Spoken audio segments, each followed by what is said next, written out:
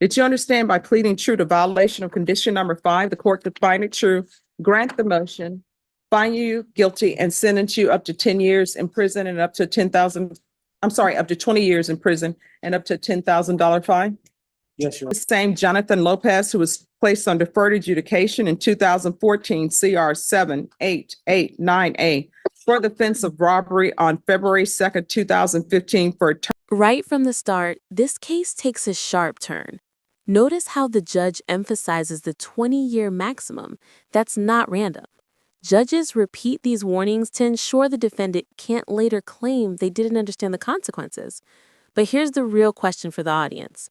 If you knew admitting guilt could land you 20 years, would you still plead true? Let me know in the comments. Term of 10 years. Is that you? Yes, Your Honor. All right, state. Violated condition number 5 in Bexar County, Texas. The defendant, Jonathan Ovidio Lopez, who's been in there, failed to report to the supervision officer as directed for the months of January and December 2022 in violation of condition number 5. How do you plead to that? True or not true? True, Your Honor. Your Honor, state waives all the violations. Any objection? No objections, Your Honor. Did you understand by pleading true to violation of condition number 5, the court could find it true, grant the motion, find you guilty, and sentence you up to 10 years in prison and up to up to 20 years in prison and up to $10,000 fine? Yes, Your Honor. Knowing that, do you still wish to plead true to violation of condition number 5? Yes, Your Honor. Court will find violation of condition number 5. Is there a proposed agreement? Your Honor, it's both sides want to go open. All right, state, what are you requesting? Your Honor, state requesting revocation 8 years TTC. All right, defense, what are you requesting? Judge, we have a witness here as well, if you feel that you need her. Oh, let's we're call the request- witness. Okay. Mr. Benz. I call Alondra Mata. And how do you know Mr. Lopez? He's my boyfriend. And how long have you been together? A year and a half Okay. And in that year and a half, where has he lived? with me. And during that time, was he working? Yes, he's been working. And All right. And did he go to work every day? yes, All right. Has he been helping with bills and all your living expenses as well? yes, he makes my car payment, pays half of the rent, and buys the food. And during that time, were you aware that he was supposed to be reporting to probation? No, I wasn't aware in the beginning. All right. And so now you're aware that he had that requirement. You understand that we're here today because the state has filed a motion to revoke his deferred. Yes, All right. And you understand that means that at this point, he's not convicted felon. correct. So we're here today to ask the judge if she would consider allowing him to stay on deferred. So can you tell the judge a little bit about your experiences with him, with the responsibility, and how he's been doing since he's been with you? Yes. Jonathan has been with me for a year and a half. When I met him, he was already working. We moved in together and he's been helping me pay the bills. From what I've been with him this time, he's been doing good. He hasn't done anything that shows, that he's going back to what he used to be. The person that I met is not what I know today. That was something in his past, so If the judge were to allow him to have another opportunity not to go to prison, why do you think that he would follow the rules at this point? I think he's in a better place now, and I've never been in trouble, so I don't allow anything bad to, for him to do. So therefore, I know for sure that if he's with me, he's not going to be doing anything wrong. And you understand that he had used marijuana, and we waived those violations, but how do you feel about that? He's not smoking and he's not going to. Okay. Report him? Yes, he knows that. Would you be there to help him to keep track of all the things that he needs to do? Yes, I've been helping him with that as well. He's been checking in and on his own doing what he has to do. So he's been doing pretty good. Pass the witness. I just have a few questions. It looks like it was a shock whenever you found out he was on probation then. Not as a shock, but when I found out, I did tell him, like, you have to do the right thing now. And this is what he's been doing since he's been with me. So as far as when he got arrested, he's been following all the rules, and I hope, that's what he's gonna continue to do if he's with me. So it wasn't a shock when you found out that he had been placed on probation for robbery previously. I didn't know that until now. So he never once informed you of that. No, not until I found out. So you found that out when he was arrested on this charge? Yes. And based on what This is one of the most telling moments. The girlfriend clearly believes he's changed and genuinely supports him. But here's the tricky part. Emotional support doesn't erase probation requirements. Courts don't judge based on who loves you. They judge based on compliance. Legal takeaway? Failing to report is one of the fastest ways to lose probation, even if everything else in your life looks stable. you knew of him, was it a surprise that he would have had a case like that? It is because he's a good man. He really is. So when I found out what it was, I didn't believe it, but he's with me and he's been doing good. So I think that's the person that he's trying to be from now on. No more questions, Your Honor. I have a few questions. When did you meet him? January of 2023. Where did you meet him? I met him on social media. All right. And when you met him, when did he tell you he was on probation? Did he ever tell you? No, he didn't tell me that he was on probation. He was working, so we just, continue like. Well, no, how did you find out he was on probation? Not too long ago. When he got arrested? Yes. All right. And then that's when he told you he was on probation? Yes. All right. Do you have any children? Yes. What are their ages? 17 and 21. All right. And then you said that he pays the bills? Yes. All right. Do you pay any of the bills? Yes, I do. I have a job. All right. And this marijuana use, did you know he was using marijuana? No. Oh. In the beginning, I knew, but he stopped. Okay. All right. Thank you so much. Thank you.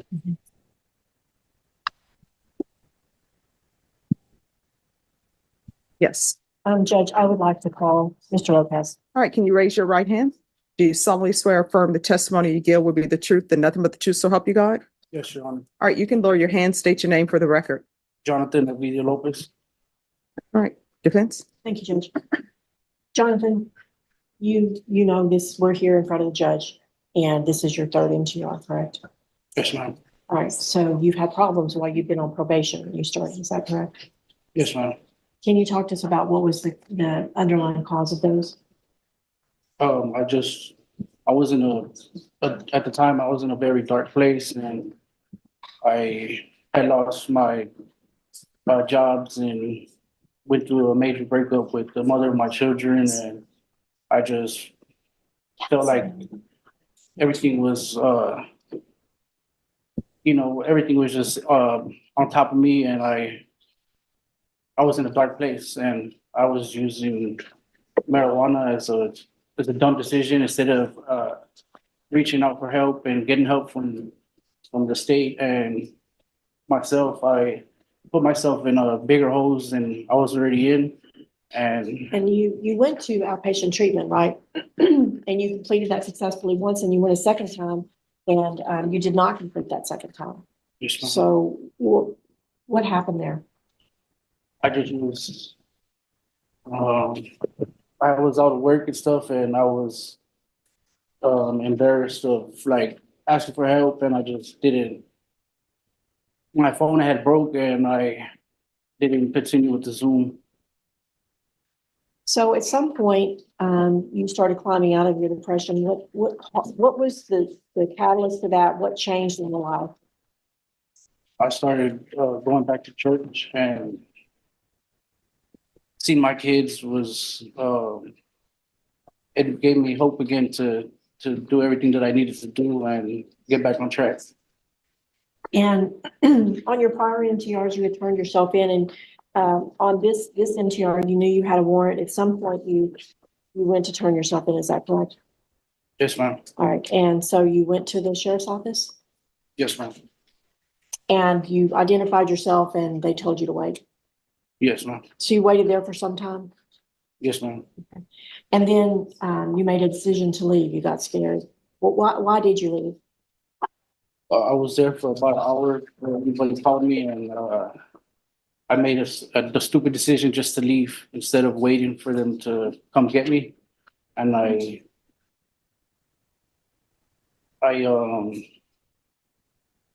made a dumb decision and I left, and here I am back in court. So you began working once you started seeing your kids and you started pulling yourself out of the depression. You started working again. Where did you work? With my uncle doing roofing. Okay. After you were arrested, he didn't want you to come back to work for him. Can you explain why that was? He was dealing with his own problems with probation and other stuff, and he just didn't want me to affect with whatever he had going on. And did that have something to do with your ankle monitor?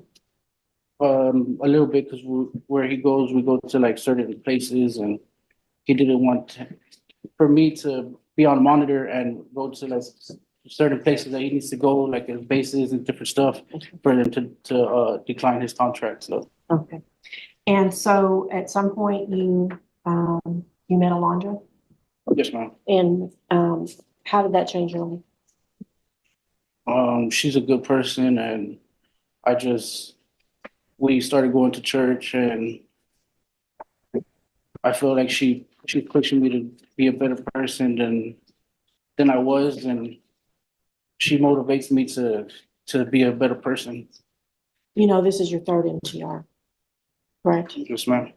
Why should the judge give you another chance after she's already given you 2 chances? What's different now that you can assure her that if she does give you this chance, that you're not going to give her another reason to put you in prison, that you can be an upstanding citizen and continue working and being a good force in the community? Before all this that I'm going through is, I was young. The case is over about 10 years old, and after that, I haven't picked up any new cases, and I haven't gotten like major trouble since then. And I know I made stupid decisions along the way when I was reporting, doing the UAs and stuff. But I was using marijuana as, could I say, like coping mechanism, when instead of I should have asked for help and asked my probation officer for different ways. And I made dumb choices instead of But you had doing the help. right thing and going to. So you had help, but you blew that, right? You'd had the outpatient and you messed that up. What was your mental condition at that point? I was just in the dark place. I wasn't thinking correctly. And you had picked up a couple of possession of marijuana, shoplifting, and a driving while license invalid at some point during your probation, correct? Yes, but that was over 7 years ago. Okay. And so are you using marijuana now? No, ma'am. If you were to test, would you test clean? Yes, You ma'am. understand the judge could send you for testing if she wants. Yes, ma'am. Pass the witness. State. Just a few questions, sir. So you never told Alondra about the fact that you were on probation, did you? I told her that I was in trouble, but she really didn't believe me until I recently got incarcerated. Did you ever explain exactly what you meant by being in trouble? I kind of like explained it to her, but she just didn't believe because she didn't see that person. And I explained to her and I would explain to her and I told her that I need to make enough money to get a lawyer because I'm in, major trouble. And she didn't believe it. And when all this happened, when I recently got incarcerated and I guess she saw for herself, she when I came home, she still don't believe that. But I told her it was something that it's over 10 years ago. I believe everybody has a second chance or deserves a second chance. You would agree that you've already had 2 prior NTRs, right? Yes, sir. So would that have been your first and second chance? Yes, sir. No more questions, please sit. All right, anything else? Nothing, Judge. Any other witnesses? No, Your Honor. All right, the court is going to find you guilty. Grant the motion. You all want to speak to time? Your Honor, state's still going to write the 8 years. Defense. Judge, may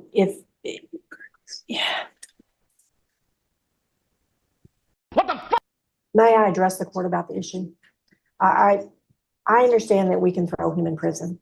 All right, so counsel, I will hear your issue, but here's the thing. I know that I'm not the person who placed him on probation because he was placed on probation in 2015. But since that time, you've had motions to revoke with me. And I know that I tell everybody, if there is an issue, let your probation officer know. If you feel like they're not addressing it, you can always come back to court. He's just disappeared. And I'm sure everybody has read the. This is the moment everything flips. Judges often don't revoke just for marijuana or minor violations, but disappearing? That's different. When she says you're not a good candidate for probation, that's basically the final nail. Audience question. Do you think he deserved another chance, or did the judge make the right call? Let me know your take. Court summary. He's disappeared. And I internalized everything that was said to me. And you know what usually happens, Mr. Lopez? People will call witnesses to come in. And you know what? It's always the witness acting as though they're on probation. I'm going to make sure this person doesn't use marijuana. I'm going to make sure this person reports for probation. They're not on probation. You are. All you had to do was report. And guess what? If you're testing positive for marijuana, it is rare that I revoke somebody for testing positive for marijuana. I let them know. I know marijuana is legal in other states. If you want to make it legal in Texas, contact your legislature. But while you're on probation here, you're not allowed to use marijuana. And I know the last time we were here, on your motion to revoke, where you were continued, I said those exact things to you. And now when everything comes to a head where somebody has a motion to revoke and they weren't reported, all of a sudden, everybody has their life together. I'm married. I'm engaged. I'm with a lady. I never told her I was on probation because you know what ends up happening? Guys, when they end up with women, sometimes women will fall in love with you. Maybe they're falling in love with your publicist. Maybe you haven't presented your full self. But I know usually when women fall in love with the guy and they don't know all of this history, then they get hit with the history. And guess what? They're still in love with that guy, just like the witness who came to testify for you. She's still in love with you. She still wants to do everything to keep you out and about. But you're not a good candidate for probation. I don't consider it throwing you away. You can still do good things when you come out of prison. I'm not going to sentence you to 8 years in prison because you have done some things on probation, but I'm not continuing you on probation. So you're going to be found guilty. I'm going to revoke you. I'm going to give you credit for any time served. I'm going to suggest the therapeutic community. There's going to be no contact with Maria, Ahmed, and James Tristan. I'm going to order the removal of GPS because you're going to be in custody. They've asked for 8. I'm not sentencing him to 8 years. I'm not going to sentence him to the minimum. So what are you asking for? Judge, I would ask for 3 to 4. He did make an effort. He has turned himself in the past, so he's not somebody who keeps absconding and not putting himself forward. Judge, he has followed all the rules. He could have run. He didn't run. When I went and talked with him this morning, I did we talked seriously about the fact that this may very well happen. And he didn't run, Judge. He didn't leave. I've had clients to just run out the door. He didn't do that. He still stood here to face, so although he made some bad decisions and he didn't handle things well, I think he has improved his life. And I understand that you may not believe that, but I've talked a lot with Alondra. Oh, no, Yeah. I believe he's improved his life. Very, very stable. And so I think he hasn't been living under a bridge or using hard drugs or living off of other people, and he's been working. So I would ask, given that you give him 3 to 4 years, Judge. All right, I'll sentence you to 4 years in the prison. Did you review the document entitled Trial Court Certification of Defendant's Rights to Appeal with your attorney? Did you understand it? Yes, Your Honor. Because this is a plea bargain agreement, because you have a limited right to appeal, and that right to appeal is as it relates to the allegations in the motion, not the fact that you're on deferred adjudication. Because this is a felony conviction, you're not allowed to own or possess any weapons or ammunition. If you have a question over what a weapon or ammunition is, you'll need to speak to an attorney. Do you understand? Yes, Your Honor. All right, we can go off the record. I hope you understand the reason why you're being sent to prison is because your actions. It's not because of the person you were with. At some point in time, we cannot just go off and live our lives and pretend like we're not on probation. And when you tell me I haven't picked up any new charges, there are a whole host of people in this courtroom who haven't picked up any new charges. When you tell me, oh, I've stopped using drugs, there's a whole host of people who are abiding by the rules and not using drugs. The fact that you have not picked up any new charges, yeah, that's something I'll consider, but it's not the be all, the end all, because you shouldn't be picking up new charges anyway. So when you're released from the prison, I realize prison time is a difficult time. Anytime you're locked up is a difficult time, but you need to stay on the straight and narrow. If she ends up waiting for you, then she'll end up waiting for you. Make sure you don't bring any problems to her doorstep. Don't go to prison and get institutionalized. When you come out, if you feel like you're going to use drugs or you need help finding a place that could help you with any drug issues or whatever issues you may have, if I'm still here, you can come back